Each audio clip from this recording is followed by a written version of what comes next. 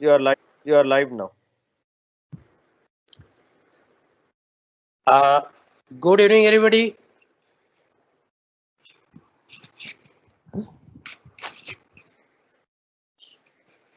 So I am Vinay from NJ Wealth Advisors. I am working as a zonal head with this company. I have been with this company since last 20 years, and today's our agenda is to give you insight about our uh, NJ Portfolio Management Services, which is NJ PMS. We have different type of products available under NJPMS. So we will give you detail about the each products and which are the products advisable and what type of returns you can expect and what should be your investment horizon for this type of products and which are the risks associated with this type of products that we will highlight you and to give you insight about this NJPMS, we have with us our NJPMS vertical head, Sir Anand Vardarajan.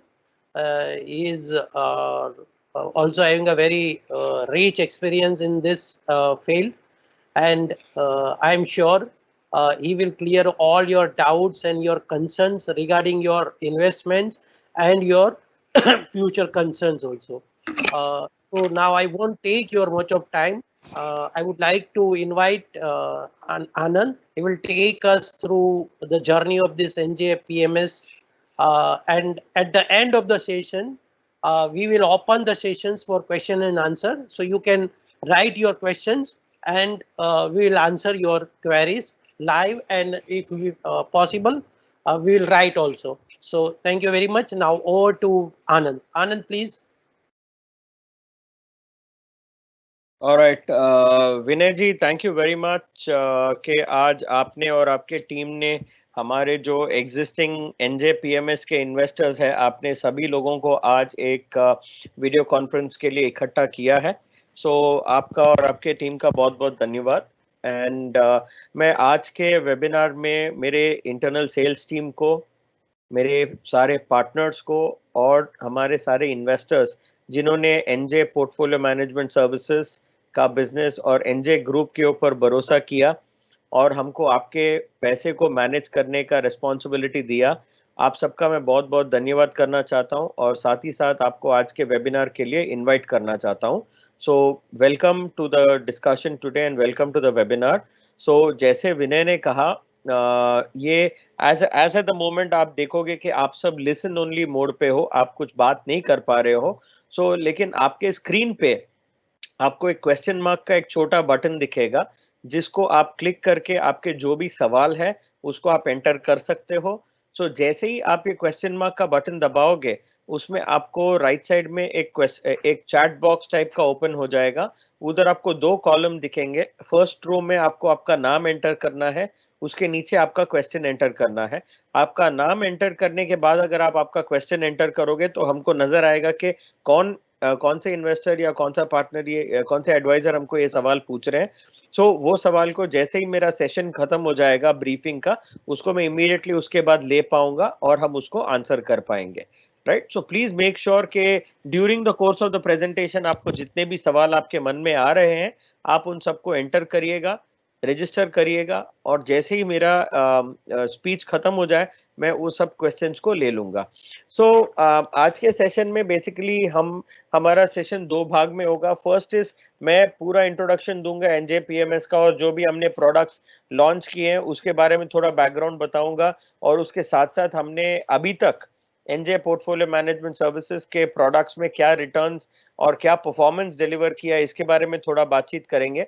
इसके बाद second part में आपके जो भी सवाल है, question and answer जो है वो सब ले लेंगे. उसमें प्रोडक्ट स्पेसिफिक सवाल भी हो सकती है, मार्केट स्पेसिफिक सवाल भी हो सकते हैं, आपके इन्वेस्टमेंट आइडियोलॉजीज या इन्वेस्टमेंट प्लान रिलेटेड भी आप सवाल पूछ सकते हो. सो प्लीज मेक श्योर आप ये अपॉर्चुनिटी को अच्छी तरीके से यूटिलाइज करें. जो भी आपको हमको सवाल पूछना हो, please make sure you ask us this questions. And हमारा एफर्ट यही रहेगा कि इस सेशन को कंप्लीट करने के अंदर जब तक हम इस सेशन को कंप्लीट करें, we will be able to most probably be able to answer all your questions, आपके सारे सवाल के शायद हम जवाब दे चुके होंगे before the end of the session. All right, so thank you very much once again everyone for joining in. So presentation के टॉपिक में आगे बढ़ते हुए पहले हम आपको एक बैकग्राउंड देना चाहते हैं कि एनजेपीएमएस के बिजनेस में हमारा बिजनेस का ट्रांजिशन कैसे हुआ है. जैसे आप सब जानते हो कि कोई भी बिजनेस में जहां से बिजनेस शुरू होता है और जहां पे बिजनेस एक मुकाम पे पहुंचता है, काफी सारा बिजनेस में ट्रांजिशन होता है, काफी सारा बिजनेस में चेंजेस होता है over a period of time. चूंकि आज आप सब पहली बार हमारे साथ वीडियो कॉन्फ्रेंस पे जुड़े हो, आप में से काफी लोग ने मेरा प्रेजेंटेशन पहले भी सुना होगा, काफी आप में से लोगों को मैं पहले शायद मिल भी चुका हूँ, बट थोड़ा आज मैं एक अपॉर्चुनिटी को ये भी यूज करना चाहता हूँ, थोड़ा आपको NJ group, NJ India invest के बारे में भी थोड़ा बताने का अपॉर्चुनिटी मैं ये लेना चाहूंगा. सो एनजे पीएमएस के बारे में बात करने के पहले थोड़ा एनजे ग्रुप का भी आपको आपको बैकग्राउंड दे देता हूँ. एज एनजे हम लोग एक 26 year old investment advisory firm है. 26 साल पहले 1994 में एनजे का शुरुआत हुआ था सूरत जैसे छोटे शहर में. सो आज की तारीख में सूरत छोटा शहर रहा नहीं और एनजे हमारा बिजनेस भी बहुत छोटा रहा नहीं. सूरत भी काफी बड़ा शहर हो गया and as a matter of time हम भी हमारे बिजनेस में काफी आगे बढ़े हैं एज एनजे ग्रुप. सो आज की तारीख में we are operating across 100+ locations in India and around the world. अपने देश में और अंतरराष्ट्रीय मार्केट में we are operating in about 100+ locations. और आपके जैसे इन्वेस्टर्स के वजह से मैं आप सबकी बहुत बहुत धन्यवाद कहना चाहूंगा कि आपने भी हमारे साथ इन्वेस्ट किया, आपने भी काफी सारे लोगों को हमारे रेफरेंसेस दिए हैं. तो आप में से काफी रेफरेंसेस से भी हमको इन्वेस्टर्स मिले. तो बाय वर्च्यू ऑफ सारे इन्वेस्टर्स जितने भी हमारे पास आए हैं आज की तारीख में, 35 लाख तक के इन्वेस्टर्स का पैसा हम आज की तारीख में मैनेज कर रहे हैं एनजे ग्रुप में. और टोटल कॉर्पस जो है हम 80,000 करोड़ के ऊपर का, हम 80,000 करोड़ के ऊपर का कॉर्पस हम मैनेज कर रहे हैं एनजे में. एंड म्यूचुअल फंड इंडस्ट्री में आई एम श्योर अगर आप एनजे के क्लाइंट हो तो आप एसआईपी डेफिनेटली कर रहे होंगे. सो म्यूचुअल फंड इंडस्ट्री में एसआईपी जो है वो एक बहुत इंपॉर्टेंट माध्यम है मार्केट में हर महीना पार्टिसिपेट करने के लिए, म्यूचुअल फंड्स में पीरियोडिकली इन्वेस्ट करने के लिए. सो म्यूचुअल फंड इंडस्ट्री में एसआईपी साइज जो है प्रति महीना तकरीबन 850 to 900 करोड़ का मंथली एसआईपी बुक इंडस्ट्री में आता है. इसमें केवल एनजे के तरफ से 900 crore which is more than 10% market share हम एनजे की तरफ से कंट्रीब्यूट कर रहे हैं इस म्यूचुअल फंड इंडस्ट्री की ओर. ओके, सो ये थोड़ा एनजे पीएमएस का बैकग्राउंड है. थोड़ा अगर मेरे बैकग्राउंड के बारे में भी आपको बताऊं, सो मैं ऑलमोस्ट 19 ईयर्स से इन्वेस्टमेंट एडवाइजरी के बिजनेस में हूं. Okay, and portfolio management, investment advisory, इसी बिजनेस में मैं लास्ट 19 ईयर्स से काम कर रहा हूं. एंड मैं एनजे का जो पोर्टफोलियो मैनेजमेंट सर्विसेज है, इसके अलावा एनजे का इंटरनेशनल बिजनेस भी मैं मैनेज करता हूं. So to go into the presentation again today, NJ portfolio management services के बिजनेस का शुरुआत हमने किया था 2010 में. भले एनजे का शुरुआत 1996 में हुआ, 1994 में हुआ था, but portfolio management services as a business हमने 2010 में शुरू किया था.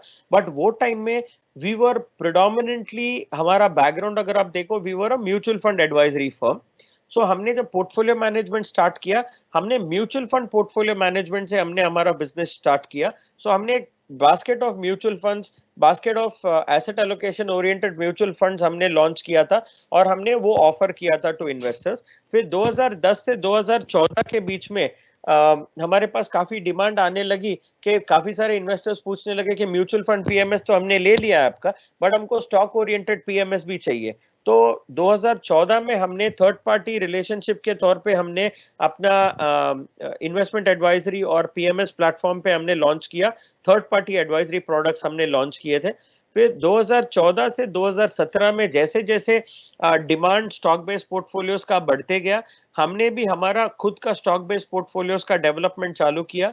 हमने खुद का टीम बिल्ड किया, हमने खुद के इन्वेस्टमेंट प्रोसेसेस बिल्ड किए एंड हमने 2017 में अपना पहला own research, own manufactured product हमने लॉन्च किया, जिसको हमने कहा multi cap portfolio. So basically multi cap portfolio और डायनेमिक स्टॉक एलोकेशन पोर्टफोलियो हमारे जो फर्स्ट प्रोडक्ट्स है जो एनजे में हमने खुद बनाया, इन प्रोडक्ट्स को हमने 2017 अप्रैल में मार्केट में लॉन्च किया. उसके बाद 2017 से 2018 में प्रोडक्ट डेवलपमेंट और रिसर्च का एक्टिविटी का काम बरकरार रहा एंड 2018 में हमने 3 और ऐसे प्रोडक्ट लॉन्च किए which were blue chip portfolio and ETF oriented portfolios, एक 100% equity and second dynamic ETF portfolios, ये हमने लॉन्च किया था। सो 2010 से लेके 2020 हम आज की तारीख में जिधर है। एंड एक और चीज आपके साथ शेयर करना चाहूंगा, एंड ऑफ जुलाई 2020 में, जुलाई 2020 जो 2 महीने में अभी आने वाला है, NJPMS का इंडस्ट्री में 10 साल का एक्सपीरियंस या 10 साल का विंटेज खत्म होने वाला है, 10 साल का पीरियड खत्म होने वाला है एनजे का। So I think that is also significant landmark for us. So in the last 10 years हमने देखा है कि बिजनेस में भी, ऑपरेटिंग मॉडल में भी, प्रोडक्ट ऑफरिंग में भी काफी हमने चेंजेस किए हैं, काफी इनोवेटिव प्रोडक्ट्स हमने ऑफर किए हैं to you as investors. So this is just a little bit of transition path कि एनजे में बिजनेस कैसे चेंज हुआ है। तो सेकेंड एस्पेक्ट, मैं आपको थोड़ा इंडस्ट्री का भी बैकग्राउंड देना चाहता हूँ। जैसे आप म्यूचुअल फंड्स देख रहे हो, पीएमएस में भी सेबी का एक लाइसेंस लेना जरूरी होता है। कोई भी आकर के मार्केट में पीएमएस का प्रोडक्ट लॉन्च नहीं कर सकता है, पीएमएस में भी एक लाइसेंस लेना होता है। एंड पीएमएस के लाइसेंस होल्डर्स अगर हम इंडस्ट्री में देखें, देर आर नियरली 350, 350 ऐसे पीएमएस मैनेजर्स इस इंडस्ट्री में है जो सेबी के द्वारा लाइसेंस्ड है। इन 350 प्लेयर्स में केवल 50, ओनली 50 ऐसे पीएमएस मैनेजर्स है अपने देश में जिनका AUM 1000 करोड़ के ऊपर है, and we are one of them. 350 में only 50 are greater than 1000 crore and we are one of them. Second, अगर आप टोटल नंबर ऑफ इन्वेस्टर्स जो हम अपने पीएमएस में मैनेज कर रहे हैं इसके बारे में अगर बात करूं, एनजे जो है we qualify in the top 10 in India in terms of the number of investors जो हम मैनेज कर रहे हैं अपने पीएमएस के अंदर। तीसरा जो है, आई थिंक लास्ट 1-2 महीने में काफी सारे आर्टिकल्स भी आ रहे हैं जहां पे एनजे पोर्टफोलियो मैनेजमेंट सर्विसेज को इंडिया के फास्टेस्ट ग्रोइंग पोर्टफोलियो मैनेजर्स में गिना गया है। So I think that is all due to support and participation of a lot of investors like you. So आप सबका फिर से मैं एक और बार धन्यवाद कहना चाहूंगा। Again to move to the third slide, जहां पे हमारा बिजनेस में एसेट्स का ग्रोथ कैसे हुआ है, AUM का ग्रोथ कैसे हुआ है। सो अप्रैल 2010 में जब हमने लॉन्च किया था, अप्रैल 2010 से लेके अप्रैल 2015 या 16 तक के पीरियड में अगर आप देखो, तो हमारा AUM जो है 0 टू 221 करोड़ तक का AUM का जर्नी हमने तय किया, जहां पे हम third party oriented and mutual fund oriented PMS products जब हम ऑफर करते थे। 2016 से लेके 2017 तक हमने we were preparing for the launch of our own products, हमारे खुद के प्रोडक्ट्स को लॉन्च करने का हम तैयारी कर रहे थे। एट दैट टाइम अगर आप देखो, ओके, बेसिकली वो टाइम में हमारा AUM जो है 221 करोड़ से लेके 450 crore. So with in a span of 1 year period हमारा AUM एकदम हमने डबल होते होते देखा है कि क्योंकि कॉन्फिडेंस, इन्वेस्टर लेवल का कॉन्फिडेंस, हमारे एडवाइजर्स का कॉन्फिडेंस जो है हमारे खुद के मैन्युफैक्चर्ड प्रोडक्ट्स के ऊपर काफी ज्यादा था। इसलिए हमने देखा कि विद इन 1 ईयर हमारा एसेट जो है डबल हो गया। एंड 17 से 18 के बीच में फिर से 450 करोड़ से 745 करोड़ के AUM पे हम पहुंच गए। उसके बाद 2019 के एंड में 992 करोड़ के AUM पे पहुंच गए।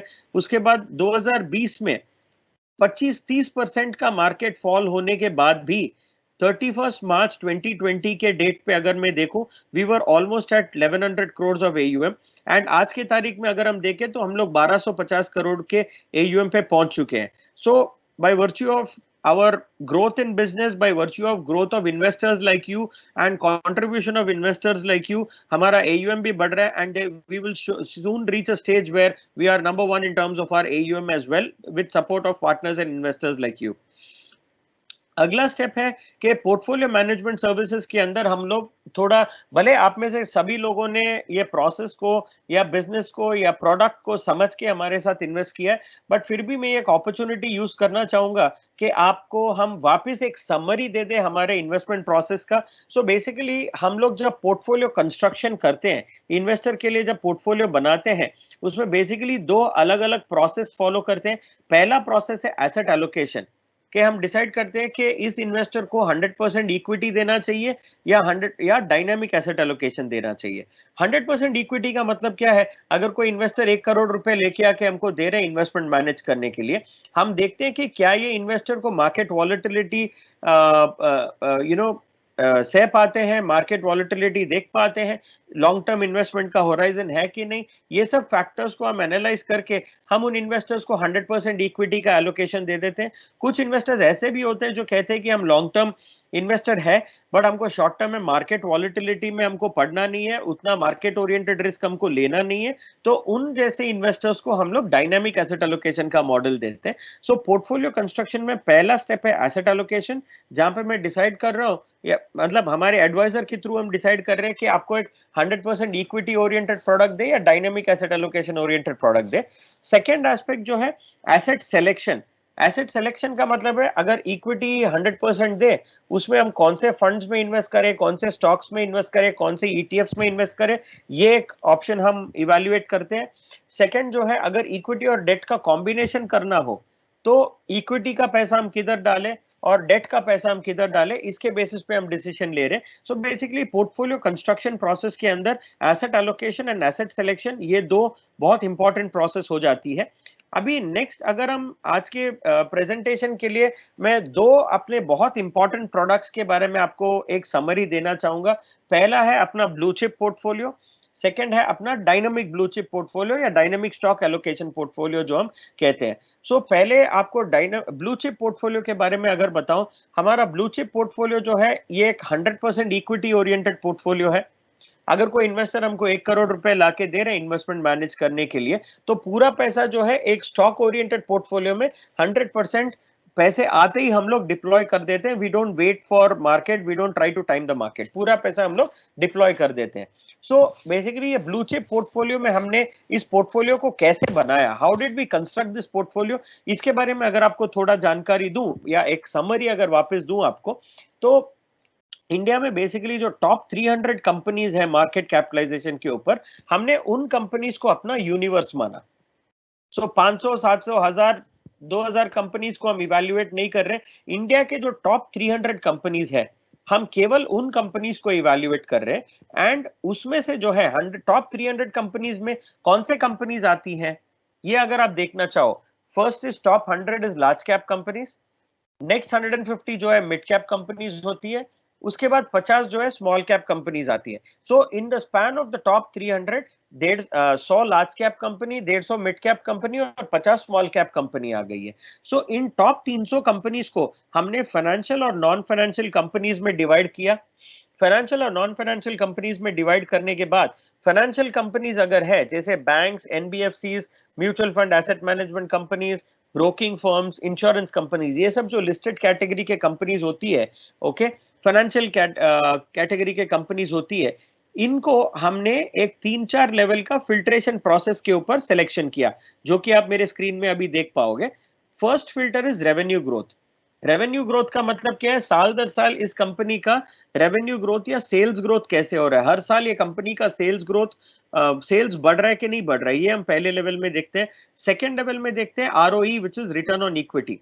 रिटर्न ऑन इक्विटी का मतलब है शेयर होल्डर इक्विटी जो कंपनी में लगाया हुआ है, उसके ऊपर शेयर होल्डर्स को कितना रिटर्न मिल रहा है, that is the second step.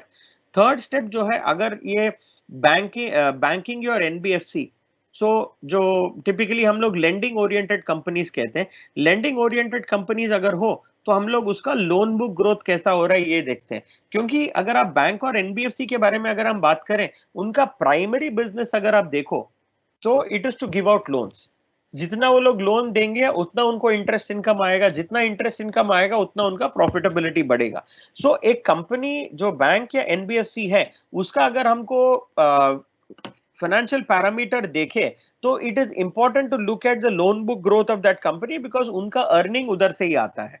तो लेंडिंग ओरिएंटेड कंपनीज में लोन बुक ग्रोथ देख रहे हैं। नॉन लेंडिंग ओरिएंटेड कंपनीज जैसे mutual fund, asset management companies हो गए, इंश्योरेंस कंपनीज हो गए या ब्रोकिंग फर्म्स हो गए, उनमें हम देखते हैं कि फ्री कैश फ्लोज, मतलब end of the financial year हमको ये चाहिए कि उनका कैश फ्लोज पॉजिटिव हो, एंड ऑफ द ईयर वो पैसा बनाए अपनी कंपनी में, ना कि कर्जे में डूबे रहे। तो that is what is last step जो हम फाइनेंशियल कंपनीज में देखते हैं। नेक्स्ट अगर हम नॉन फाइनेंशियल कंपनीज की बात करें, तो पहला फिल्टर है revenue growth, again sales growth year on year. अभी नॉन फाइनेंशियल कंपनीज की अगर हम बात करें, तो इसमें कौन से कंपनीज आती है, okay, pharma, FMCG, auto ancillary, media, entertainment, जितने भी कंपनीज फाइनेंशियल कैटेगरी में नहीं आएंगी वो सारे कंपनीज नॉन फाइनेंशियल कैटेगरी में आ जाती है। और उनमें हम लोग पहला स्टेप देख रहे हैं revenue growth, year on year company का सेल्स ग्रोथ होते रहना चाहिए। सेकेंड फिल्टर जो है आरओसीई, सो कंपनी में जो कैश जनरेट होता रहता है, कैपिटल जो जनरेट होते रहता है, उसको जो रीडिप्लॉय करते हैं बिजनेस के अंदर, that is called as return on capital employed. So capital जो एम्प्लॉय होता है बिजनेस के अंदर, उसके ऊपर कितना रिटर्न जनरेट हो रहा है, that is what we call as ROC, वो हम एवेल्युएट करते हैं नॉन फाइनेंशियल कंपनीज में। तीसरा जो है free cash flows, end of every financial year हमको चाहिए कि कंपनी मुनाफे में रहे, प्रॉफिट बनाए, ना कि घाटे में डूबे रहे। ओके, सो ये तीन तीन लेवल का जो फंडामेंटल पैरामीटर्स हमने सेलेक्ट किया, सो 300 कंपनी से इन तीन तीन लेवल फंडामेंटल पैरामीटर्स के ऊपर से निकल के 40 ऐसे कंपनी आ जाती हैं जो 10 साल के ट्रैक रिकॉर्ड पे खरे उतरे हैं। So what that practically means is, for example अगर मैं कहूं कि मेरे को ऐसा कंपनी चाहिए जो 15% का रेवेन्यू ग्रोथ दे रहा है, लेट्स से फॉर एग्जांपल, सो जो भी कंपनी 15% या उसके ऊपर का रेवेन्यू ग्रोथ दे रहा है continuously for a 10-year period, हम लोग एक कंपनी का परफॉर्मेंस 1 साल 2 साल के बेसिस पे हम कंपनी का चयन नहीं कर रहे हैं। जो भी कंपनीज हमको 10 साल के बेसिस पे सॉलिड ट्रैक रिकॉर्ड देगा, फैंटास्टिक परफॉर्मेंस देगा, हम उन्हीं कंपनीज को अपने मॉडल पोर्टफोलियो में सेलेक्ट कर रहे हैं। एंड 300 कंपनी से निकल के हमारे पास 40 से 50 कंपनी ऐसे आ जाती है जो 10 साल के ट्रैक रिकॉर्ड पे खरे उतरे हैं। ओके, तो ये कंपनी जो 10 साल के ट्रैक रिकॉर्ड पे खड़े होते हैं, उनका एक छोटा मुड़ी बन के आ जाता है। फिर ये 40 से 50 कंपनी को हम लोग इन फैक्टर्स के ऊपर हम रैंकिंग करते हैं। लास्ट स्टेप में रैंकिंग करने के बाद टॉप 15 टू 20 कंपनीज को हम सेलेक्ट करते हैं जो इन फैक्टर्स के ऊपर क्वालिफाई होकर हमारे पोर्टफोलियो में आते हैं। ओके, सो नेक्स्ट स्टेप अगर हम देखें कि अभी सिलेक्शन हो गया, एलोकेशन हो गया, अभी अगला स्टेप ये देखना जरूरी है कि कौन से कंपनी में हम कितना पैसा डाल रहे हैं। तो अगर हम एलोकेशन की बात करें टिपिकली, सो हम हर स्टॉक को जो है एनीवेयर बिटवीन 6 to 8% एलोकेशन देते हैं। तो अगर किसी इन्वेस्टर ने 1 करोड़ रुपए इन्वेस्ट किया तो 6 से 8 लाख रुपए के बीच में हर कंपनी में इन्वेस्ट हो जाता है। ओके, तो और हमने एक और जो कंट्रोल रखा है कि ड्यूरिंग द ईयर जब हम 6 से 8% का एलोकेशन कर रहे हैं किसी भी कंपनी में, ड्यूरिंग द ईयर अगर किसी भी स्टॉक में एलोकेशन जो है 10.5% के ऊपर अगर चले गया तो उस स्टॉक का एलोकेशन जो है हम लोग वापस 7.5% पे लेके आ जाएंगे। सो प्रैक्टिकली स्पीकिंग 6 to 8% का हमने एवरेज एलोकेशन लेवल रखा है, और जो भी कंपनी 10.5% के ऊपर चले जाएंगे उसको हम ट्रिम करके वापस 7.5% पे लेके आ जाएंगे रिस्क को कंट्रोल करने के लिए। अभी आ जाते हैं लास्ट स्टेप के ऊपर। लास्ट स्टेप में जो है कि इस स्टॉक्स की पोर्टफोलियो को हम लोग कितना फ्रीक्वेंटली रिव्यू या रीबैलेंस करेंगे। रिव्यू या रीबैलेंस का मतलब है कि हम इनको ले बेच कब करेंगे, कंपनीज का प्रॉफिट बुकिंग कब करेंगे, लॉस बुकिंग कब करेंगे, क्या हम चेंज करेंगे इन स्टॉक्स को जो हम होल्ड कर रहे हैं। इसका जो मेथोडोलॉजी है हम लोग ईयरली वंस ही करेंगे। Okay, we follow a yearly rebalance mechanism. अभी आप देखो कि ईयरली वंस हम क्यों करते हैं। हम लोग पहले तो टॉप 300 कंपनी से शुरू किया काम करना, उसके बाद 15 से 20 कंपनी हमने ऐसे चुने जिसका 10 साल का ट्रैक रिकॉर्ड है और रैंकिंग मेथोडोलॉजी में टॉप पे आए। तो अगर हम इतना चुन चुन के अगर हम कंपनीज को लेके आ रहे हैं और अगर हमने उनको मिनिमम 1 ईयर भी परफॉर्म करने का टाइम नहीं दिया तो उसका फायदा, इतना सॉलिड इन्वेस्टमेंट प्रोसेस डालने का फायदा ही नहीं होता है। सो इसीलिए हमने ईयरली रीबैलेंस मैकेनिज्म बिल्ड किया। हैविंग सेड दैट, अगर किसी कंपनी में कॉर्पोरेट फ्रॉड, कॉर्पोरेट गवर्नेंस का इश्यू आ जाए, जैसे हमने हिस्टोरिकली देखा है 10-10, 20-20 साल काम करने के बाद भी डीएचएफएल जैसे कंपनीज में इश्यू आया, यस बैंक जैसे कंपनीज में इश्यू आया, आईएलएफएस जैसे कंपनीज में इश्यू आया, पूरा और पुराना देखा जाए तो सत्यम कंप्यूटर्स जैसे कंपनीज में इश्यूज आया।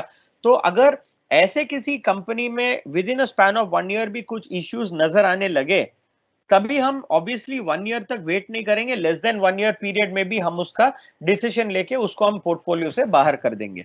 ओके, सो बेसिकली 300 कंपनी से 15 कंपनी उठाया, 6 से 8% का एलोकेशन किया, मैक्सिमम 10.5% का कंट्रोल लगाया और पोर्टफोलियो को ईयरली वंस रीबैलेंस किया हमने इन terms of rebalance of the portfolio. ये अपना ब्लू चिप पोर्टफोलियो का इन्वेस्टमेंट मेथोडोलॉजी है।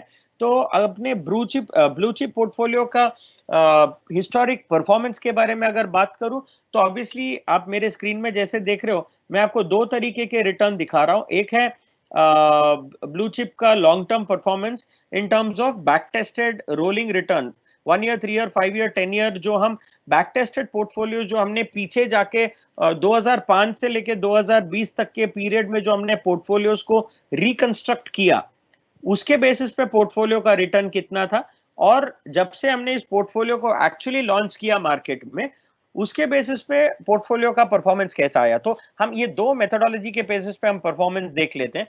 तो पहले long term back tested performance के बारे में अगर बात करूं तो पहला है जो भी blue chip portfolio versus Nifty 500 में आपको दिखाने की कोशिश कर रहा हूं। पहला जो इंपॉर्टेंट चीज है, it is number of observations with negative returns. ये जो आप देख रहे हो, इसका मतलब क्या है कि कोई भी इन्वेस्टर अगर 5 साल बैठ के जाते हैं हमारे पोर्टफोलियो में, क्या 5 साल बैठने के बाद भी क्या उनके पोर्टफोलियो में कभी नेगेटिव रिटर्न देखने को मिला है? तो ये इंपॉर्टेंट फैक्टर है। इधर आप देख रहे हो कि मेरे पोर्टफोलियो में 0 आ रहा है और निफ्टी 500 में 2 का नंबर आ रहा है। तो व्हाट इट मींस इज, कोई भी इन्वेस्टर मेरे पास अगर 5 साल इस पोर्टफोलियो में इन्वेस्ट किए हैं, तो उन्होंने 5 साल के पीरियड में, I mean over a 5 year period, उन्होंने कभी नेगेटिव रिटर्न 5 साल के बाद नहीं देखा होगा। ओके, सो कोई भी इन्वेस्टर अगर 5 साल बैठ के गए, उन्होंने पोर्टफोलियो में नुकसान नहीं किया होगा। Okay, so they would have definitely not seen negative return, whereas market में नेगेटिव रिटर्न देखा होगा लोगों ने। सेकेंड जो है, in terms of average return. Okay, so average return जो भी इन्वेस्टर 5 साल बैठ के गए, उनका एवरेज रिटर्न जो है इट इज 18% CAGR, जहां पे मार्केट में 11.6% CAGR बना है। So over a 5 year period market के ऊपर हमने अबाउट 6.5-7% का, excuse me, out performance deliver किया है बेंचमार्क के ऊपर हमारे इन्वेस्टर्स के लिए। सो ये 18% का मतलब आपके लिए क्या है?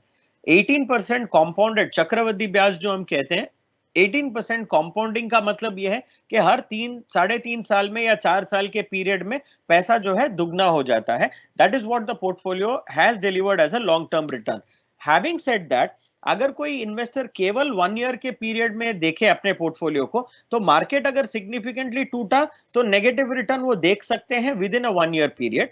वही अगर हम 3 इयर्स की बात करें, तो विद इन 3 इयर्स अगर मार्केट फेवरेबल नहीं है, तो 3 साल के पीरियड में भी नेगेटिव रिटर्न देख सकते हैं।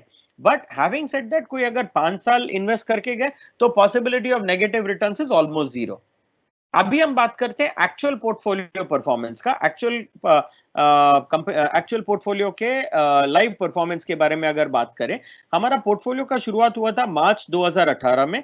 ओके, मार्च 2018 में अगर हम देखें, मार्च 2018 से लेके आज तक, okay, which is about 2 year period, 2 years period में निफ्टी 500 ने 10.5%, 11% का नेगेटिव रिटर्न दिया है, जहां पे अपने पोर्टफोलियो ने केवल 2.5% का नेगेटिव रिटर्न दिया है। सो निफ्टी के ऊपर हमने फिर भी 8.4% का आउट परफॉर्मेंस डिलीवर किया है। और लास्ट 1 मंथ की अगर हम बात करें, जहां पे मार्केट ने 24% तोड़ा है, हमारे पोर्टफोलियो ने केवल 15% तोड़ा है। अभी आप में से बहुत सारे इन्वेस्टर्स के माइंड में ये सवाल आ रहा होगा कि इतना अच्छा करने के बाद भी अभी भी हमारा पोर्टफोलियो नेगेटिव में ही है, 2.53% नेगेटिव रिटर्न में ही है, 2 साल इन्वेस्ट करके रखने के बाद भी। और जो इन्वेस्टर्स का अभी 1 ईयर खत्म हुआ है, वो भी देख रहे होंगे कि 12.97% नेगेटिव रिटर्न है against 26% of the market, which is 14% out performance, which is absolutely incredibly solid performance.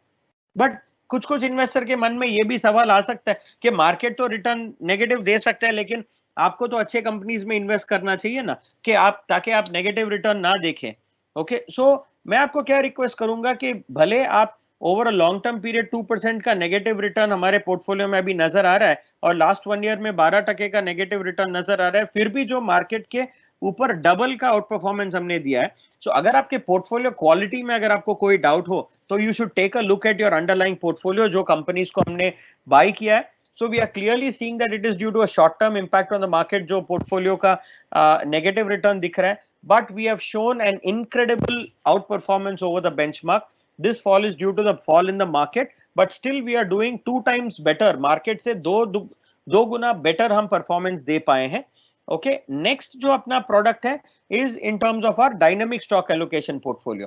So basically blue chip portfolio उन इन्वेस्टर्स के लिए है जो लॉन्ग टर्म में इक्विटी वेल्थ बनाता है, वो मानते हैं। बट ऐसे जो इन्वेस्टर्स हैं जिनको शॉर्ट टर्म में इक्विटी का रिस्क नहीं अच्छा लगता है, उन जैसे इन्वेस्टर्स के लिए हमने डायनेमिक एसेट एलोकेशन पोर्टफोलियो बनाया है, जिधर इक्विटी और डेट का हमने कॉम्बिनेशन बनाया। सो इक्विटी का पोर्शन जो है हम लोग अपने ब्लू चिप पोर्टफोलियो में डाल देते हैं, और डेट पोर्शन जो है वो हम आर्बिट्राज म्यूचुअल फंड्स में डालते हैं। और इक्विटी और डेट का एलोकेशन जो है हम लोग साल में 2 बार रीबैलेंस करते हैं, which is October and April. तो साल में 2 बार हम लोग एसेट एलोकेशन का रीबैलेंस करते हैं। ओके, अभी आपके माइंड में ये भी सवाल, और अंडरलाइंग इक्विटी जो स्टॉक्स का पोर्टफोलियो वो हम ईयरली वंस रीबैलेंस कर रहे हैं। तो आपके मन में ये भी सवाल आ रहा होगा कि अगर हम एसेट एलोकेशन मिक्स कर रहे हैं और अगर साल में 2 ही बार कर रहे हैं, then it may become very very risky, और अपॉर्चुनिटी का लॉस शायद हम अपॉर्चुनिटी लॉस हम कर पाए, और कर हो सकता है अपॉर्चुनिटी लॉस। तो बेसिकली हमने इस पोर्टफोलियो को 2005 से लेके 2020 के पीरियड तक हमने इवैल्यूएट किया, और हमने इसको daily rebalance, weekly rebalance, quarterly rebalance, monthly rebalance, हमने सारे रीबैलेंस साइकिल्स के ऊपर हमने इवैल्यूएट किया। और पोर्टफोलियो का जो बेस्ट एफिशिएंसी है, पोर्टफोलियो का परफॉर्मेंस जो है बेस्ट जो उभर के आता है in terms of dynamic asset allocation is on a 6 monthly basis. Okay, so as a process हमने एसेट एलोकेशन का रीबैलेंस 6 मंथली बेसिस बनाया। Having said that, okay, for example अगर within few trading cycles अगर market 15-20% ऊपर जाए या 15-20% नीचे आए, तो ऑब्वियसली हम लोग 6 महीने तक वेट नहीं करेंगे पोर्टफोलियो को रीबैलेंस करने के लिए, क्योंकि उधर एक अपॉर्चुनिटी लॉस होने का एक माहौल नजर आ सकता है। तो अभी आपको एक रीसेंट एग्जांपल देता हूं। सो अक्टूबर 2019 में, लास्ट ईयर अक्टूबर में, हमारे पोर्टफोलियो ने हमको कहा कि 45% पैसा इक्विटी में होना चाहिए, 55% पैसा डेट में होना चाहिए। और जो इन्वेस्टर्स जनवरी 2020 में जो इन्वेस्टर्स आए, उनके पोर्टफोलियो में 55% पैसा इक्विटी में था, 45% पैसा डेट में था। टेक्निकली स्पीकिंग रूल्स के हिसाब से हमारा पोर्टफोलियो का रीबैलेंस होता था अप्रैल में। सो टेक्निकली स्पीकिंग सारे इन्वेस्टर्स का पोर्टफोलियो का रीबैलेंस अप्रैल में होने का ड्यू था। बट हमने क्या ऑब्जर्व किया कि ये कोरोना वायरस के सिचुएशन के वजह से और मार्केट में, यूएस मार्केट में लिक्विडिटी का प्रॉब्लम होने की वजह से हमने ये देखा कि इंडियन मार्केट में भी सिग्निफिकेंट इंपैक्ट आने लगा, due to which market started falling.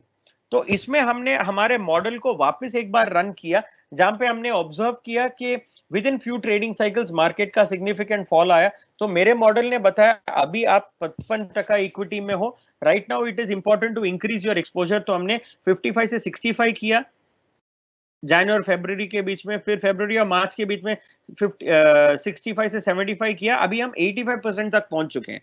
तो ऐसा जो मार्केट में क्रिटिकल क्रैश या क्रिटिकल फॉल का जो माहौल आया है, वो टाइम में हम लोग 6 मंथली वेट नहीं करते हैं। शॉर्ट टर्म में जो अपॉर्चुनिस्टिक सिचुएशन हमको मिलती है, वो टाइम में हम एक्ट भी करते हैं, right. Other than that portfolio follows a 6 monthly rebalance. अगर ऐसे सिग्निफिकेंट मार्केट ओरिएंटेड एक्टिविटी नजर आती है, तो हम लेस देन 6 मंथ्स भी पोर्टफोलियो का रीबैलेंस कर सकते हैं। ये एक बहुत रीसेंट एग्जांपल हमने आपको बताया। सो अभी हम लास्ट स्लाइड जो अभी मेरे प्रेजेंटेशन में है, और before I go to the last slide, वापस मैं रिपीट करना चाहूंगा, आप सबके मन में जो भी सवाल आ रहे हैं, आप प्लीज ये क्वेश्चन एंड आंसर सेक्शन में एंटर करिएगा। अभी मेरा ये 1-2 स्लाइड फिनिश होने के बाद मैं आपको आपके क्वेश्चन एंड आंसर्स के जवाब देने में आ जाऊंगा। सो प्लीज मेक श्योर कि आप आपके क्वेश्चंस को एंटर करें Q&A सेक्शन के अंदर। So last but not the least, मेरे डायनेमिक स्टॉक एलोकेशन पोर्टफोलियो के बारे में अगर बताऊं, लास्ट 12 मंथ्स में, लास्ट 1 साल में, जहां पे मार्केट ने 26% नेगेटिव रिटर्न दिया है, वो टाइम में अपने पोर्टफोलियो ने 4% का नेगेटिव रिटर्न दिया है, केवल 4%। और लास्ट 1 महीने में जहां पे मार्केट ने 24% नेगेटिव रिटर्न दिया है, ये पीरियड में हमारे डायनेमिक पोर्टफोलियो ने केवल 7.9% का नेगेटिव रिटर्न दिया है। So on a risk adjusted basis अगर हम इवैल्यूएट करें, मेरे डायनेमिक एसेट एलोकेशन पोर्टफोलियो ने बहुत फैंटास्टिक आउट परफॉर्मेंस दिया है मार्केट के ऊपर। और अगर हम लॉन्ग टर्म परफॉर्मेंस की भी बात करें, ओके, तो इस पोर्टफोलियो ने 18% का एवरेज रिटर्न डिलीवर किया, जहां पे मार्केट ने 11% डिलीवर किया। और इस 18% की अगर हम रिटर्न की बात करें, इधर केवल 55% एवरेज इक्विटी एक्सपोजर रहा है। So with 45% lower risk when compared to the market, हमने फिर भी 6.5 to 7% आउट परफॉर्मेंस डिलीवर किया है मार्केट के ऊपर. So that is a significant advantage of this portfolio.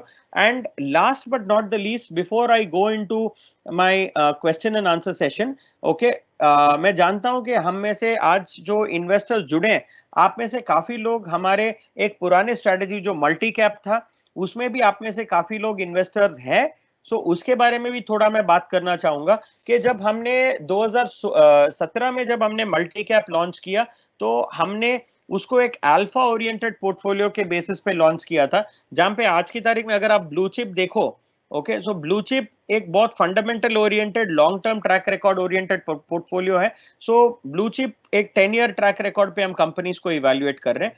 लेकिन जो अपना मल्टी कैप पोर्टफोलियो था, वो एक high return high risk oriented portfolio था, जहां पे हमने अल्फा ओरिएंटेड जो highest out performance oriented companies को चुन के हम अपना पोर्टफोलियो बनाते थे. सो 2017 में जब हमने ये प्रोडक्ट लॉन्च किया, 2017 अप्रैल से लेके 2018 जनवरी तक पीरियड ये था कि जहां पे मार्केट 20-21% रिटर्न दे रहा था, वो टाइम में अपने पोर्टफोलियो ने 40% का रिटर्न दिया था मार्केट के सामने. बट हमने ये देखा कि 2018-19 के पीरियड में हमने ये देखा कि हमारे पोर्टफोलियो में अंडर परफॉर्मेंस जो है, मार्केट से ज्यादा अंडर परफॉर्मेंस आया. सो हमने फिर क्या किया कि इस पोर्टफोलियो को हमने एनुअल रीबैलेंस से लेके क्वार्टरली रीबैलेंस में मूव कर दिया. हर 3 मंथ्स में हम लोग रीबैलेंस कर रहे थे, तो पोर्टफोलियो का रिस्क ऑटोमेटिकली कम हो गया. और 2019 में हमने उसमें एक वॉलेटिलिटी का भी एक फैक्टर ऐड किया कि जो भी स्टॉक प्राइसेस का मूवमेंट एकदम सिग्निफिकेंटली ऊपर नीचे हो, उसको हम अपने पोर्टफोलियो में ना ले. तो ये जो हमने 2 चेंजेस किए अपने पोर्टफोलियो में, ये 2 चेंजेस के बाद अगर आप आज की तारीख में आपके पोर्टफोलियो का परफॉर्मेंस देखो, देन हमारा मल्टी कैप पोर्टफोलियो भी जो है बेंचमार्क के ऊपर 7.5% का आउट परफॉर्मेंस दे रहा है. So blue chip, multi cap, डीएसएपी, ये 3 स्टॉक बेस्ड पोर्टफोलियोज हमारे पास आज की तारीख में अवेलेबल है, which are delivering a fantastic outperformance and a very stable performance vis-a-vis the benchmark. So these are the things जो मैं आपके साथ शेयर करना चाहता था आज के वेबिनार के माध्यम से. So now I would want to quickly go to the question and answer section and देखें कि अगर कोई इन्वेस्टर्स ने सवाल पूछा है कुछ. So dear investors, जिसका भी कुछ सवाल हो, प्लीज मेक श्योर आप ये क्वेश्चन एंड आंसर सेक्शन में एंटर करें. Okay, and in the meanwhile, probably I can bring in Vinay. Vinay, while the investors can start asking their questions, okay, आपके interactions में या आपके branch managers के interactions में, okay, what are the type of questions that are coming up from investors? Vinay, are you there?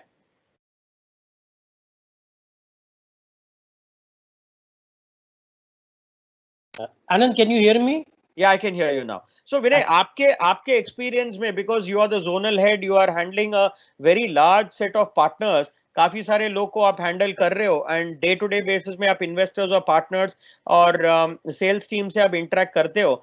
What are the typical questions that are coming from investors? See हमारे major जो questions है investors के, एक तो सबसे पहले ये आता है कि भाई why we should invest in PMS instead of direct equities. So can you throw some light on that कि at presently already market में भी इतना correction आया है, तो why not invest into direct equities and why through this type of blue chip PMS, like why NJ blue chip portfolio? I think ये बहुत interesting सवाल है Vinay, thank you for bringing it up. I am sure आपने काफी लंबा list of questions तैयार रखा होगा मेरे लिए, so I am happy to take all of them. And probably ये अपना जो डिस्कशन है, it will probably throw a lot of light to a lot of investors. So आपका फर्स्ट क्वेश्चन का अगर मैं जवाब दूं, I think it is very very important to understand कि हर इन्वेस्टर के पोर्टफोलियो में म्यूचुअल फंड्स का एक एलोकेशन होना चाहिए, स्टॉक्स का एक एलोकेशन होना चाहिए, और एक्सचेंज ट्रेडेड फंड्स का भी एक एलोकेशन होना चाहिए, जो हमने एक प्रोडक्ट लॉन्च किया था लास्ट ईयर में. तो ये एक इन्वेस्टर्स का सोच एकदम वाजिब है. And considering that you are operating in the western belt of India, while you also handle some part of Jaipur and all that, okay, Jaipur Rajasthan का बेल्ट भी आप हैंडल कर रहे हो, बट टिपिकली इस सेक्शन में आपके रीजन में orientation towards a stock oriented portfolio is very very high.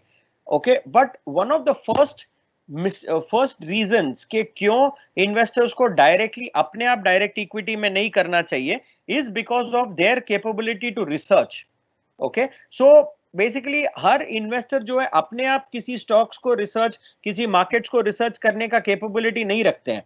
तो they may not have the time, they may not have the energy, they may not have the capability to really go and do research on stock portfolios. So इसीलिए there is a possibility कि उनका decision making जो है काफी emotional हो सकता है कभी कभी। फॉर एग्जाम्पल अगर अपने पोर्टफोलियो में एक कंपनी की बात करूं मैं, ओके, सो हमारे पोर्टफोलियो में एक कंपनी है बजाज फाइनेंस।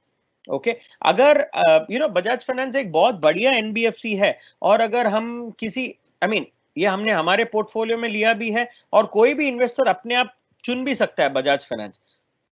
बट अगर आप देखो एक अच्छे कंपनी को चुनने से ज्यादा to stay invested in that portfolio, in that stock is very very important.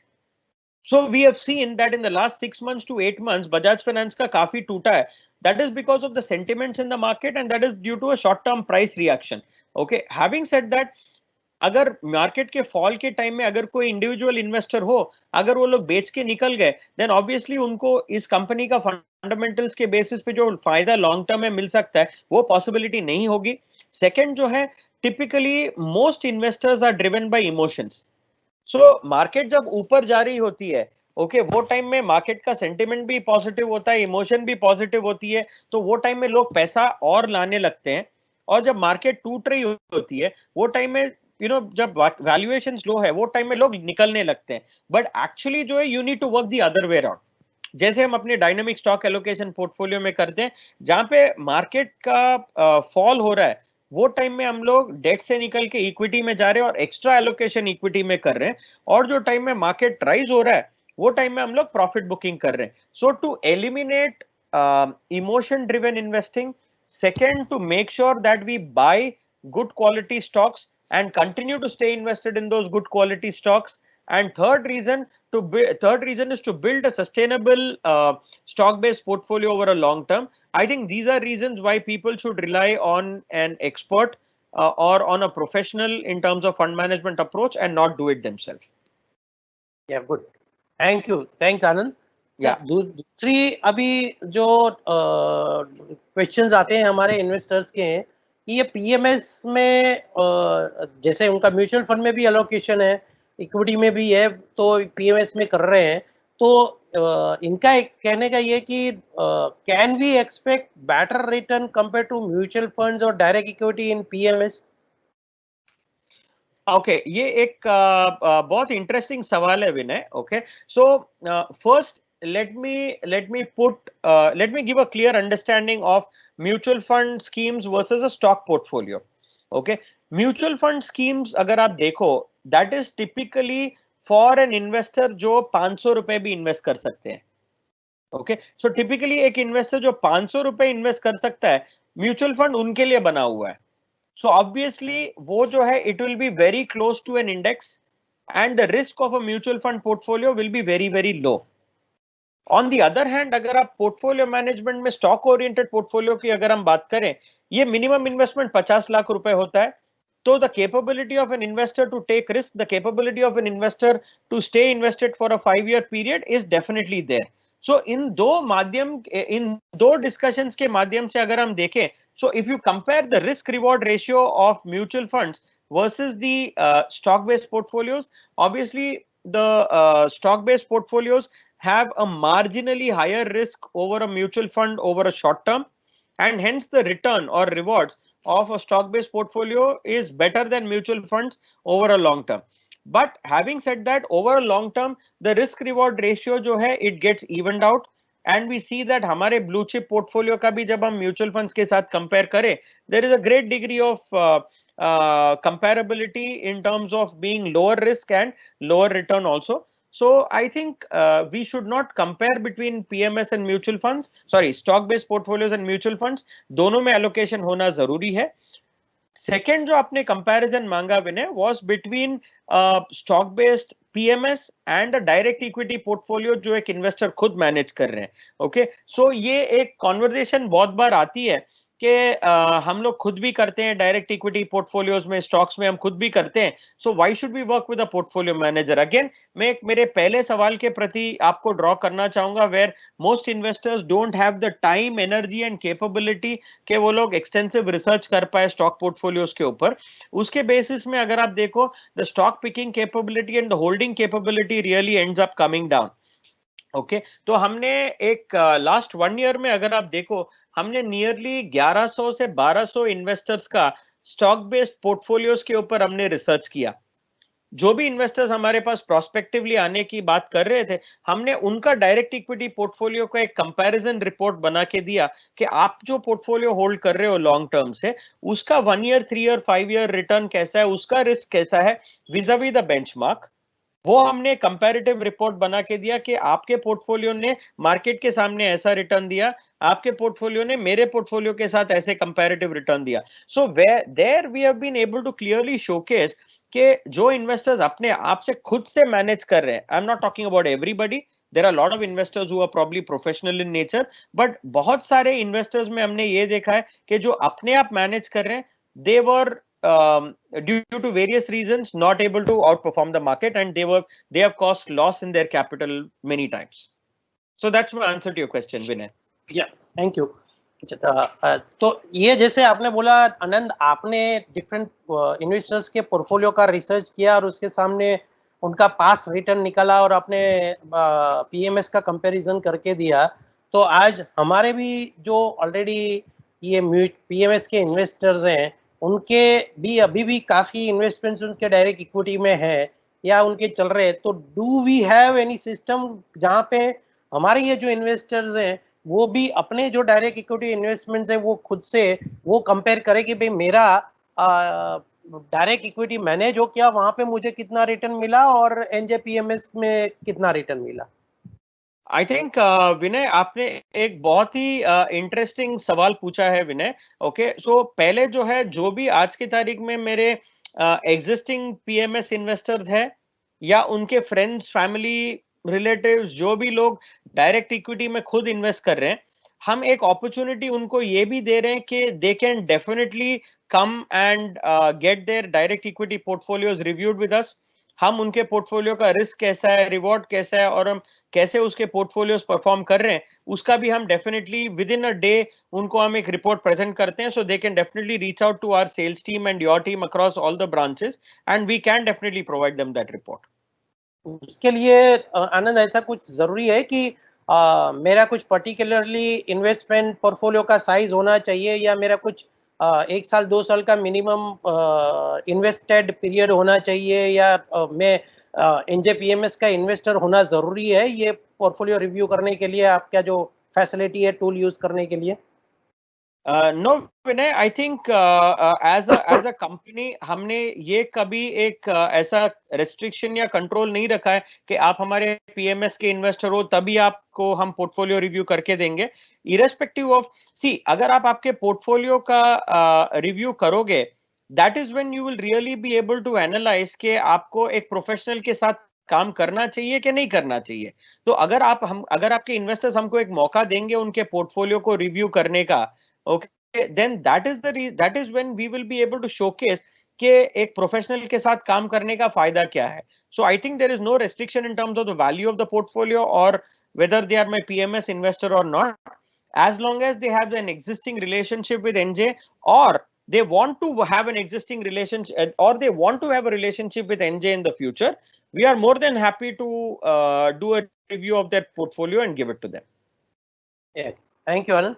अच्छा, अभी हमारे जैसे आज आप जानते हो ये हमारे काफी एग्जिस्टिंग पीएमएस क्लाइंट्स है आज के सेशन में, तो काफी हमारे पार्टनर्स भी हैं जिनके क्लाइंट्स ने ऑलरेडी हमारे एग्जिस्टिंग पीएमएस, जो पहले आपने बोला 2017 में जो लॉन्च किया था मल्टी कैप, उसमें इन्वेस्टमेंट किया था। आप बोले कि उसमें पोर्टफोलियो भी रिस्ट्रक्चर किया है, दैट इज गुड, और उसका परफॉर्मेंस भी अभी it's good. Now the question is that कि ठीक है, लास्ट 2 साल में मार्केट ने ही जो परफॉर्मेंस है वो नेगेटिव साइड किया है, markets are not performing well. तो अभी ये जो हमारे इन्वेस्टर्स हैं जिन्होंने मल्टी कैप में डाला था, उनका भी परफॉर्मेंस अभी डाउन है। तो भी वो ठीक है, उन्होंने कोई शॉर्ट टर्म के लिए नहीं डाला है, डेफिनेटली उनका होराइजन 5 ईयर या 5 ईयर प्लस का है, they are ready to hold it for long term, तो क्या रिटर्न वो एक्सपेक्ट कर सकते हैं, और इसमें कंटिन्यू करना चाहिए कि they should switch to any other variant of our NJPMS? So Vinay, I think it's a very interesting question. Okay, so basically जैसे मैंने कहा था, whether you look at multi cap और blue chip portfolio की अगर हम comparison देखें, these are two very different kind of portfolios. Okay, अगर मैं layman language के में बात करूं, एक शिखर धवन है और एक राहुल द्रविड़ है. ओके तो आप कब will you be able to decide कि अगर आपको एक क्रिकेट टीम बनानी है कि मैं सारे शिखर धवन जैसे प्लेयर्स को ही खड़ा करूंगा, ये सारे Rahul Dravid type of players को ही खड़ा करूंगा, तो I think that is not going to help you win a match. So you need to have two kind of players who will work at different times of two kinds of players who will work on different kind of pitches or different kind of scenarios of a particular match. सो एक raising market की अगर हम बात करें, एक market में अगर एक बुल रन चल रहा है, ओके तो वो टाइम में आपको एक मल्टी कैप जैसा पोर्टफोलियो चाहिए जो एकदम चप्पड़ फाड़ के आपको रिटर्न बना के दे. ओके भले एक ऐसा पीरियड आ सकता है जो फॉल इन द मार्केट हो, वो टाइम में there is a probability that it will fall more than the market, but जब बुल मार्केट आएगा तो it will deliver significant out performance over the market.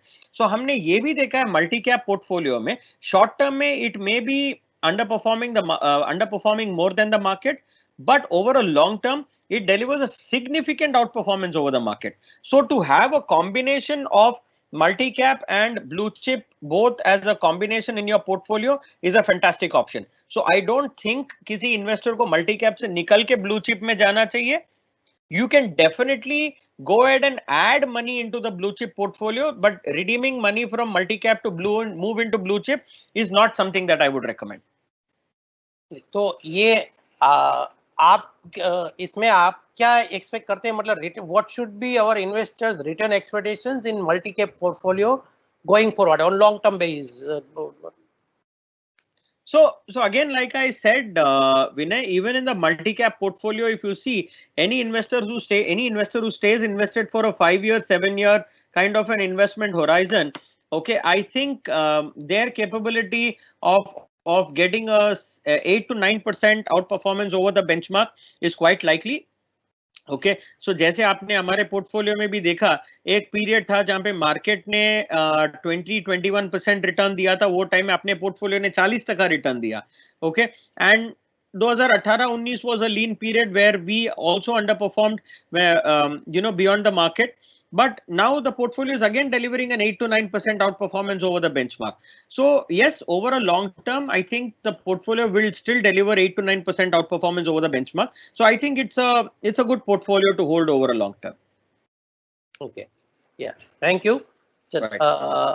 Abhi, Anand, as you mentions कि we have different variant, and as mutual fund में आप जानते हैं, mutual fund में जितने भी by and large equity mutual funds हैं जहाँ पे हमारे इन्वेस्टर्स इन्वेस्ट करते हैं, वहाँ पे एएमसी जो है that is in the range of 2.5%. तो यहाँ पे मैनेजमेंट फीस कितना है एनजेपीएमएस में? Is it different for different variant or it's the same for all? No, I think basically product के ऊपर फीस डिपेंड होता है. सो बेसिकली अगर हम एक स्टॉक बेस्ड पोर्टफोलियो की बात करें, okay then we are talking about 2.5% management fees. अगर हम एक ETF पोर्टफोलियो के बारे में बात करें, we are talking about a 1% management fees. If you are talking about a mutual fund portfolio, we are talking about a 1.5% management fees. So अगर मैं तीनों products, mutual funds तो already है, so let's not confuse with that. Okay, so if I talk about a stock based portfolio and an ETF portfolio का combination के बारे में अगर मैं बात करूं, then the average pricing works out to be about 2%. So which is sometimes measurable or below a mutual fund. So I think from that perspective, it is an attractive investment opportunity. The risk is relatively low and the return is efficient and the cost is quite comparable. अच्छा, अभी कोई भी जो PMS investors हैं और existing investor हैं, वो can increase their investments by 5 lakh any time, or is there any minimum amount requirement, or is there any stipulated time period, during that period only you can invest? So I think what is important is विनय, हमने अभी 2019 PMS regulations perspective से अगर हम देखें, हमने देखा है कि सेबी ने PMS का मिनिमम इन्वेस्टमेंट क्राइटेरिया जो है 25 लाख से बढ़ा के 50 लाख रुपए कर दिया है. सो 50 लाख रुपए के मिनिमम इन्वेस्टमेंट के माहौल के अंदर अगर किसी इन्वेस्टर ने पहले 25 लाख रुपए इन्वेस्ट किया था या पहले 30 लाख रुपए इन्वेस्ट किया था, सो 25 लाख जिसने इन्वेस्ट किया उसको मिनिमम इन्वेस्टमेंट टॉपअप जो है 25 लाख का करना पड़ेगा. एंड जो इन्वेस्टर ने 30 लाख रुपए इन्वेस्ट किया उसका मिनिमम टॉपअप जो है 20 लाख का करना होगा. सो with the thing with the minimum investment ticket size getting increased, so first level of top up जो है वो पहले अमाउंट 50 लाख पहुंचाना पड़ेगा. उसके बाद the top ups can be smaller in size also. तो टॉपअप क्या मिनिमम 5 लाख होना चाहिए या 50,000 10,000 भी कर सकते हैं? नहीं, सो बेसिकली जो है पहले we need to focus on getting to a 50 lakh ticket size. उसके बाद एक लाख रुपए का भी टॉप अप कर सकते हैं. ओके, वो डेली भी कर सकते हैं? वो डेली किसी को एनी नंबर ऑफ टाइम्स. अभी आई थिंक जून के महीने में हम लोग ये भी ऑप्शन देने वाले हैं जहां पे हम ऑनलाइन टॉप अप्स और ऑनलाइन सब्सक्रिप्शंस का भी हम ऑप्शन देने वाले हैं. पीएमएस में इज देयर जो एग्जिस्टिंग इन्वेस्टर्स हैं उनके लिए do we have any sort of STP और एसआईपी फैसिलिटी अवेलेबल? तो at the moment, Vinay, we are not having an STP और SIP facility, and STP के ऊपर हमने काम भी नहीं किया है from a futuristic standpoint. But अगर आप डायनेमिक स्टॉक एलोकेशन पोर्टफोलियो देखो, that typically works like an STP only. क्योंकि जब कोई इन्वेस्टर पैसे लेके आके दे रहे हैं हमको, we are allocating a certain quantity of money to equity and certain quantity of money to debt. So basically it works like an STP only, where जहां पे मार्केट फॉल हो रहा है तो हम लोग डेट से निकल के इक्विटी में आ रहे हैं, जो जहां पे मार्केट राइज हो रहा है तो हम लोग डेट इक्विटी से निकल के डेट में जा रहे हैं. So that typically works like a hedging strategy और an STP oriented strategy only. अगर हम SIP की बात करें, we are working on the SIP. I think जून में we are going to launch SIP into PMS also. But उधर भी जो है मिनिमम फर्स्ट टाइम जो है आपको 50 लाख रुपए का मिनिमम क्राइटेरिया पे पहुंचना होगा. उसके बाद आप 50,000 या 1 लाख रुपए का मंथली SIP भी आप कर पाओगे. ओके, अच्छा, अभी आप ये जो बोले PMS में अपने पास डिफरेंट वेरिएंट्स है. So if somebody wants to invest 50 lakhs today, what should be your advice? Should I invest all my 50 lakhs in blue chip or in multi cap or in ETF, or what should be my allocation between this variant at this point of time? I think this is Vinay, a very tricky question to answer. Okay, so because her investor का risk appetite अलग होता है, हर investor का holding period अलग होता है. So for me, when an investor comes to me, typically मैं ये देखता हूँ कि are you enough allocated to mutual funds? If you are enough allocated to mutual funds, मैं PMS के अंदर mutual funds को नहीं लाना चाहूँगा. I will want to bring in a combination of my blue chip portfolio and the ETF portfolio. And this is something that an advisor will have to sit and identify with his investor कि एक investor को अगर short term में market volatility से दिक्कत नहीं है, short term में अगर market 30% फॉल होता है तो वो टाइम में अगर आप आपके पोर्टफोलियो में 14-15% का नेगेटिव रिटर्न देखने में आपको कोई दिक्कत नहीं है, then you can go into 100% equity portfolio. But if you say that मेरे को नेगेटिव रिटर्न नहीं देखना है, मेरे पोर्टफोलियो में उतना मार्केट का उतना मैं प्रेशर को झेल नहीं सकता हूँ, मेरा ब्लड प्रेशर बढ़ जाएगा, देन उन जैसे इन्वेस्टर्स के लिए dynamic is always a better option. So if an investor is already allocated mutual fund में, ऑलरेडी साइजेबल इन्वेस्टमेंट एक इन्वेस्टर का अगर है, और अगर वो स्टॉक और ETF के लिए अपने PMS में आना चाहते हैं, then I would say that 70% allocation should go to a stock portfolio, 30% allocation should go towards ETF. Okay, but अगर किसी ने म्यूचुअल फंड में इन्वेस्ट ही नहीं किया है, okay, but if it then I think you can take a good balance of, let's say, a 40-40-20 kind of an allocation. 40% mutual fund में डालो, 40% स्टॉक में डालो, 20% ETF में डालो. So that I think will be a good recommendation. ये तो मैं ऐसे ही जनरल केस बता रहा हूँ, बट ये इन्वेस्टर टू इन्वेस्टर हमको स्पेसिफिकली देखना पड़ेगा. आप जैसे बोले अपने पास अभी जो ये ब्लू चिप है, मल्टी कैप है, ईटीएफ है, डायनेमिक है और मिनिमम टिकट साइज 50 लाख है, तो इन्वेस्टर के पास ये फ्लेक्सिबिलिटी है कि हर एक वेरिएंट में वो जितना चाहे 50 लाख में से अलोकेशन कर सकता है, या मिनिमम रिक्वायरमेंट है हर एक वेरिएंट के लिए, और फ्यूचर में और कोई वेरिएंट आप ऐड करते हैं तो मेरा ऑलरेडी जो अभी इतने वेरिएंट में है वहां से भी मैं उसमें स्विच कर सकता हूं, और मैंने अभी ये जो इतने वेरिएंट है उसमें मैंने पैसा डाल दिया, but after 1 month, 2 months, 3 months, 6 months, if I want to switch between the variants, is it possible, or do you charge anything for that? So I think Vinay, that's again a very interesting question. So basically ये एक unique feature हम NJ के अंदर offer कर रहे हैं कि आप अगर 50 लाख रुपए लेके आ रहे हो, आप वो 50 लाख रुपए मेरे सारे प्रोडक्ट्स में डिवाइड करके डाल भी सकते हो, but minimum investment in every product has to be at least 5 lakh rupees. So 5 lakh rupees का अगर आप पर स्ट्रेटजी एक मिनिमम इन्वेस्टमेंट अगर आप मेंटेन कर सकते हो, then across products you can make your investments. Second, during the course of the investment you can definitely change between multiple strategies, but ये चीज ध्यान रखना बहुत जरूरी है कि frequently change करने में कोई फायदा नहीं है. आपको हर स्ट्रेटजी को मिनिमम 5 ईयर 7 ईयर पीरियड के लिए होल्ड करना पड़ेगा. फॉर एग्जांपल आज की तारीख में अगर आप मल्टी कैप और डीएसएपी में थे और जब ब्लू चिप लॉन्च हुआ, आप ब्लू चिप में 5 लाख रुपए 10 लाख रुपए डाल के आप चालू कर सकते थे. सिमिलरली आज की तारीख में आपका मल्टी कैप, ब्लू चिप, डीएसएपी में एलोकेशन है. अगर आपको ईटीएफ में थोड़ा पैसा डालना है तो आप फ्रेश पैसा भी डाल सकते हो और एग्जिस्टिंग पैसा भी शिफ्ट कर सकते हो. जैसे कि फॉर एग्जांपल आज की तारीख में काफी सारे हमारे इन्वेस्टर्स हैं जिनका म्यूचुअल फंड्स में 1 करोड़, 1.5 करोड़, 2 करोड़ या उसके ऊपर का एलोकेशन हो चुका है म्यूचुअल फंड्स में. वो इन्वेस्टर्स आके हमको आज ये बोल सकते हैं कि भाई मेरे पास 2 करोड़ रुपए आज की तारीख में म्यूचुअल फंड में पड़ा है, उसमें से आप 50 लाख रुपए निकाल के आप मेरे को पीएमएस चालू करके दो. वो भी हम कर सकते हैं. That is also possible. नहीं तो किसी का डायरेक्ट इक्विटी में है तो किसी के पास अभी कैश पैसा नहीं है. If somebody says I have like 50 lakhs or 1 crore in my direct equity investment, आप ये मेरा पोर्टफोलियो ले लो और आप पीएमएस में लगाओ, आप में इसको जो अच्छा लगता है रखो, नहीं अच्छा लगे वो आप निकाल दो. तो do we have that facility? Absolutely. Stock transfer facility is also very much available. किसी के पास लिक्विडिटी आज के तारीख में नहीं है लेकिन स्टॉक बेस्ड पोर्टफोलियो उनके पास है, तो उसके बेसिस पे भी हम पीएमएस का पोर्टफोलियो स्ट्रक्चर करके दे सकते हैं उनको. Okay, that's nice. एक जो सवाल आ रहा है विनय, मैं ये क्वेश्चन एंड आंसर सेशन में काफी टाइम से ये क्वेश्चन नजर आ रहा है कि विपन बाल जी पूछ रहे हैं कि what is your charges on PMS and when is it charge.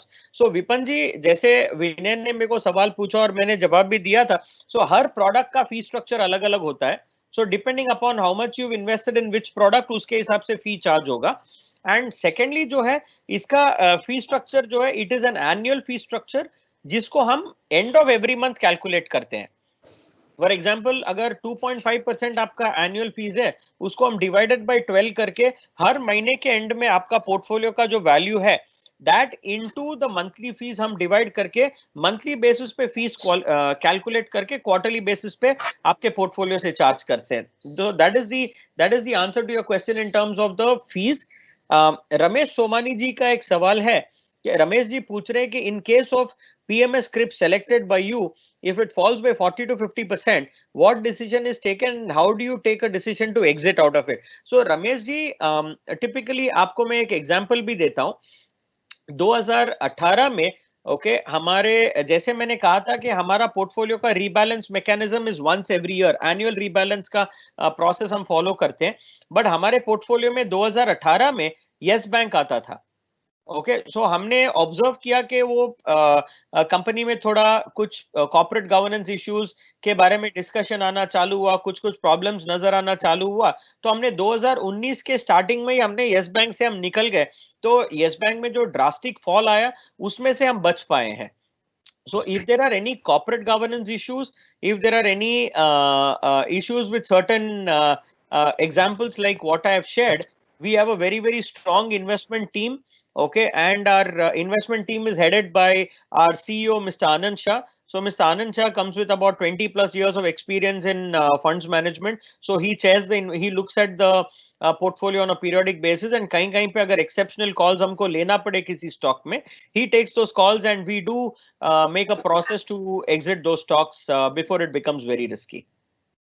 Yeah, Vinay, any questions before we can close? We can take one last question for the session today. Okay यार आनंद, बीच में ये बात हो रहा था कि सेबी ये जो मिनिमम टिकट साइज है वो 1 करोड़ करने वाला है, तो इज देयर एनी चांस कि ये rule SEBI can implement in coming 1 or 2 months और in short period of time, और अभी 50 लाख ही रहेगा?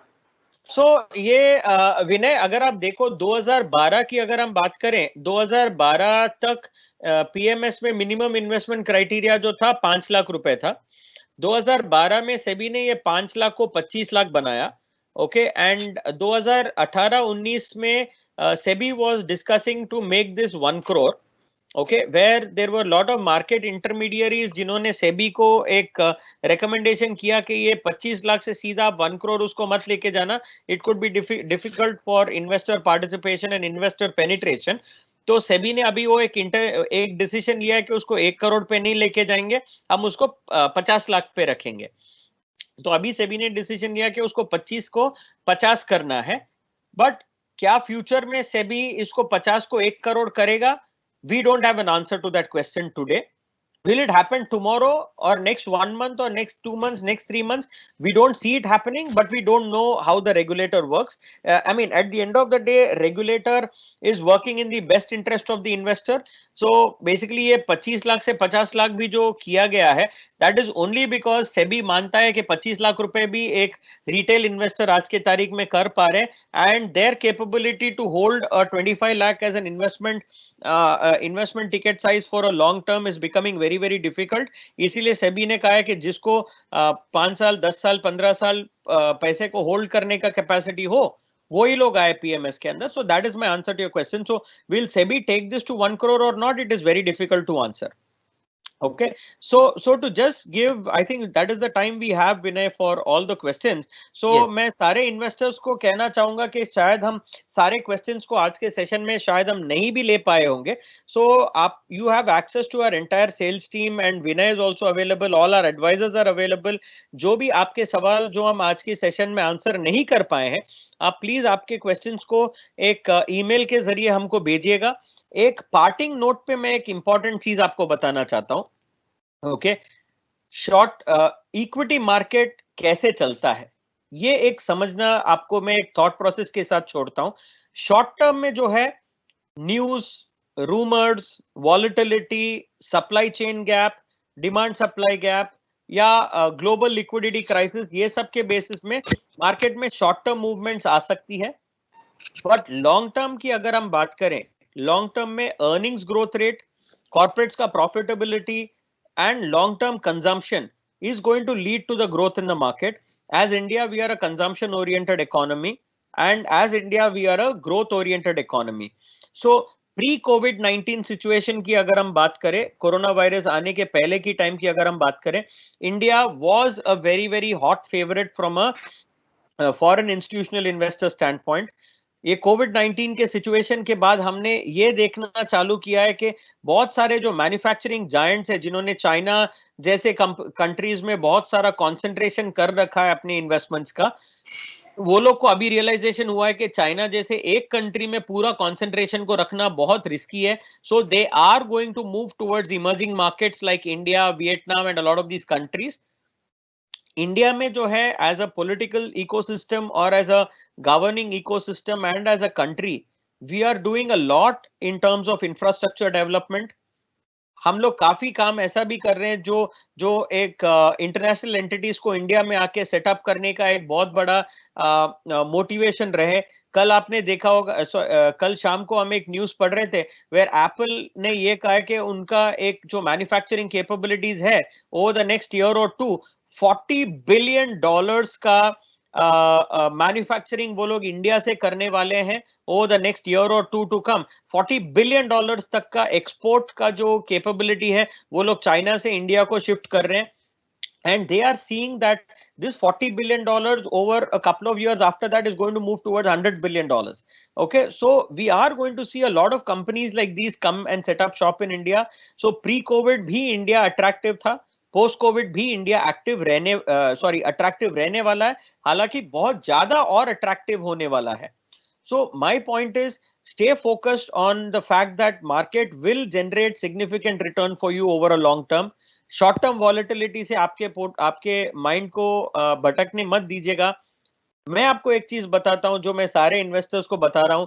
आज अगर आपने ज्यादा से ज्यादा इक्विटी पैसे इंडिया में over the next 2 years 3 years 5 years अगर एलोकेट करना चालू नहीं किया, अगले 10 साल में आप अपने आप को कर्स करोगे, आप अपने आप को गुनहगार मानोगे कि मैंने ज्यादा पैसा नहीं डाला इक्विटी में. So there is enough opportunity. ये हमने लास्ट 25-30 साल में देखा है. अगले 25-30 साल तक ये अपॉर्चुनिटी और अट्रैक्टिव होने वाला है. Okay, so please be sure के we as a team are fully committed के आपके कैपिटल को एक रिस्क एडजस्टेड बेसिस पे हम अच्छे लेवल से ग्रो करके दें.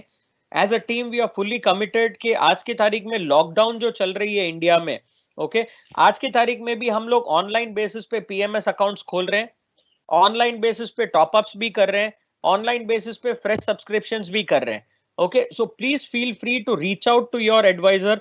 एंड लॉकडाउन के माहौल में भी आप इन्वेस्ट कर सकते हो हमारे साथ. We as a team are working 24/7 to make sure that your investments are managed carefully. ये एक जो कोविड-19 का सिचुएशन जो हम देख रहे हैं, ये हमने पहले लास्ट 5-10 साल में शायद हम में से बहुत लोगों ने ऐसा सिचुएशन देखा नहीं है. ये बहुत ट्रिकी सिचुएशन है. It is a medical emergency.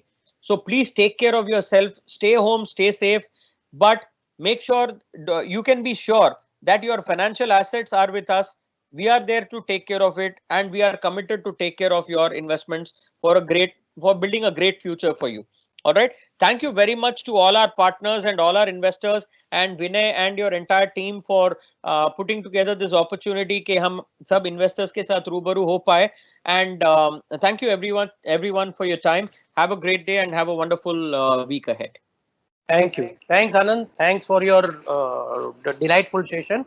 I'm sure this will help our investors as well as our partners to understand our product very well, and it will definitely clear their doubts in future also, and they will confidently invest in NJPMS products, and I am sure they will create wealth through NJPMS in coming days. Thank you very much. Thank you, Vinay. Yeah.